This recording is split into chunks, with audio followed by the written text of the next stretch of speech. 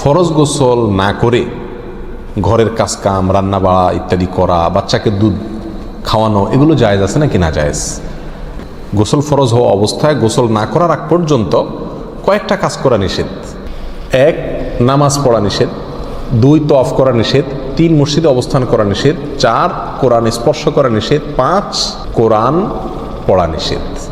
এই 5টি কাজ ছাড়া আর কোনো কাজ কিনা নিষেধ না। অতএব সহবাসের পরে কোনো মেয়ে, কোনো মহিলা তিনি যদি গোসল না করে, ফরজ গোসল না করে তিনি যদি কি করেন, গৃহস্থলীর কাজকাম করেন, রান্না বাড়া করেন, অন্য কাজকাম করেন, বাচ্চাকে দুধ খাওয়ান, এগুলো এই 5টি নিষিদ্ধ কাজের আওতায় যেহেতু নাই, অতএব সেটা জায়েজ আছে। আমাদের দেশে যত কঠোরতা সব মেয়েদের উপরে, ছেলেদের উপরে নাই। ছেলে গোসল ফরজ হয়েছে, 2-4 ঘন্টা শুয়ে রয়েছে বা এমনকি হাঁটাহাঁটি করছে, তাকে তেমন কেউ কিছু বলে না। সমস্ত চাপগুলা মেয়েদের উপরে। আর এই ফতোয়াগুলা মেয়েদের উপরে, ফতোয়াগুলা দেয়ও বেশিরভাগ মেয়েরাই। কথার কথা, ননদ আছে, শাশুড়ি আছে বা অন্য কেউ আছে বা জাল আছে, তো তারা খোঁচাইতে শুরু করে যে গোসল না করে বাচ্চাকে দুধ খাওয়াচ্ছে। কোনো বাচ্চা কাঁদতে কাঁদতে মরে যায় কিন্তু দুধ খাওয়ায় না, কেন? কারণ গোসল করে নাই। তো এগুলো না জানার কারণে হয়েছে। ফরজ গোসল না করে 5টি কাজ করা নিষেধ, এর বাইরে আর কোনো কাজ নিষিদ্ধ না। অতএব এমনকি আপনি রোজাও রাখতে পারেন, কি ফরজ গোসল না করে রাখতে পারেন বলতে সাহরি খেতে পারেন, সাহরি খেয়ে রোজা শুরু করতে পারেন। তাহলে আপনি বাচ্চাকে দুধ খাওয়াতে পারবেন না, কে বলেছে? বাসায় কাজ করতে পারবেন না, কে বলেছে? তবে হ্যাঁ, যদি আপনি ফরজ গোসল একটু দেরিতে করতে চান কোনো কারণে, তাহলে সেক্ষেত্রে অন্যান্য কাজকামের সুবিধার জন্য ওযু করে নেওয়া উত্তম।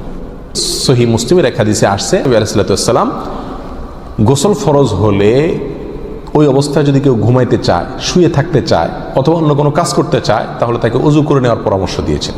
অতএব ওযু করে নিয়ে এরপর অন্যান্য কাজ করা উত্তম।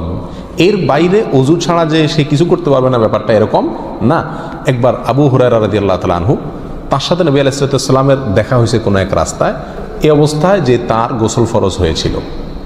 তো আবু হুরায়রা রাদিয়াল্লাহু তাআলা রাসূলুল্লাহ সাল্লাল্লাহু আলাইহি ওয়াসাল্লামকে দেখে এড়াইয়া চলে গেছেন, একরকম পালায়া চলে যাওয়ার মতো, যায় তাড়াতাড়ি করে গোসল টোসল করে তারপরে আসলেন। নবী আলাইহিস সালাতু ওয়াস সালাম জিজ্ঞাসা করলেন, আবু হুরায়রা তুমি কই গেছিলা, তোমার দেখলাম?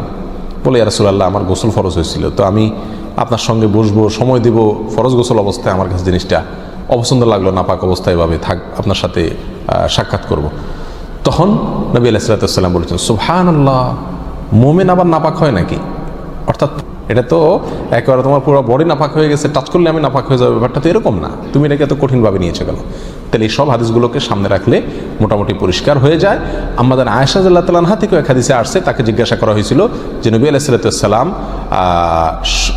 গোসল ফরজ হলে তিনি ঘুমোতেন কিনা? তিনি বলেছেন হ্যাঁ ঘুমাতেন। কোনো কোনো বর্ণনা আসছে ওযু করা ছাড়াও ঘুমাতেন। তাহলে বোঝা গেল ওযু করে নিয়ে ঘুমানো, ওযু করে নিয়ে কাজকাম করা উত্তম, কিন্তু আপনি যদি নাও করেন তাতে কি হবে না, কোনো গুনাহ এতে হবে না।